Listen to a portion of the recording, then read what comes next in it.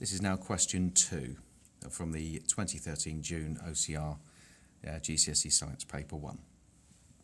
So it says this question is about diabetes. People who have diabetes lack a hormone or the hormone doesn't work properly. What does this hormone normally control in the body? Now loads of people start saying, oh, the hormone is insulin, but it's not. That's not what the question's asking. It's what does it control? So it is actually the blood glucose levels.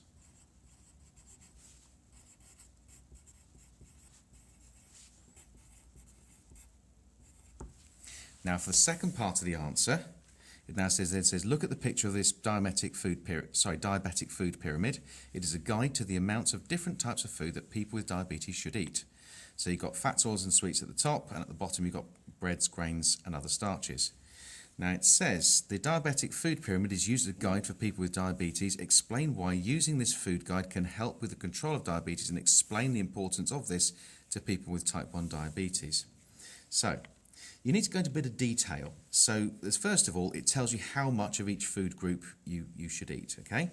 So that's where we start. The food pyramid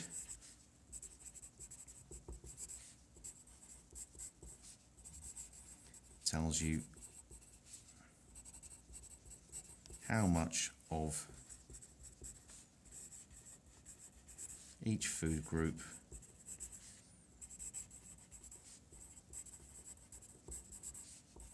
you should eat. And that's not really enough because you need to actually explain it a little bit more.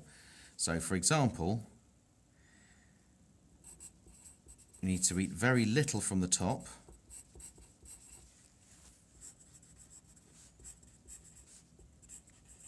so that would be fats and sweets, okay?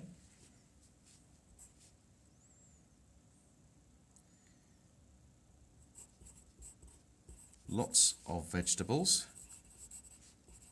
because that's further down. Vegetables and fruit, okay, because they contain fructose, among other things, and lots of vitamins, and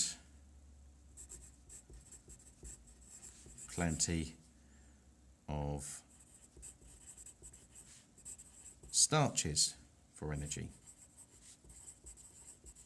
Okay, so that's the first half of it. It's the idea that you're actually identifying the quantities of the different food groups there. Okay, so we know that all types of diabetes, but type 1 as an example, all types of diabetes can be controlled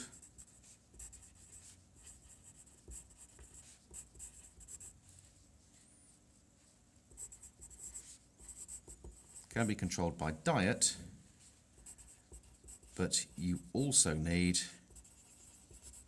injections of insulin.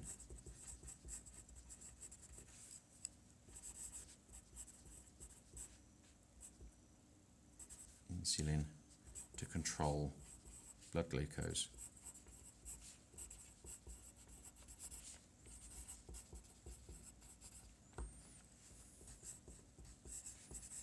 And if you have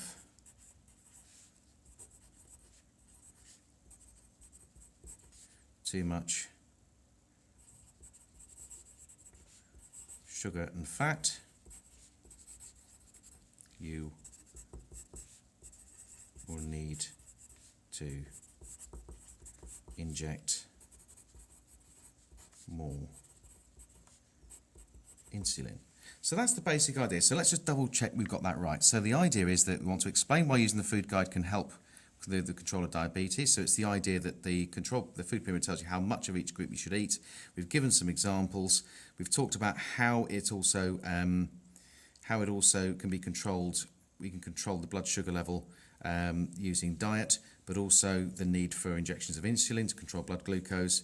And that if you get it wrong, so you have too much of the fats, oils and sweets, then you need to inject more insulin. So I suppose we could just finish off with the idea that the food pyramid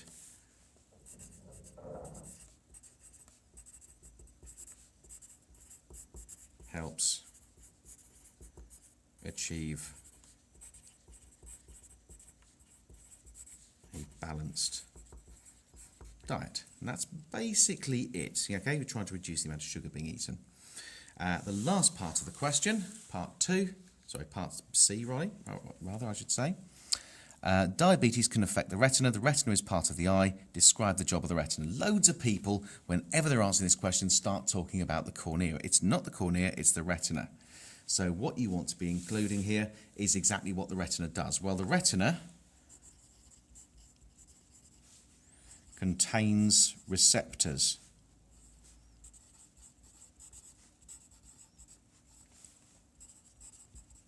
which, well, what they do is they detect the light and convert it into an electrical signal.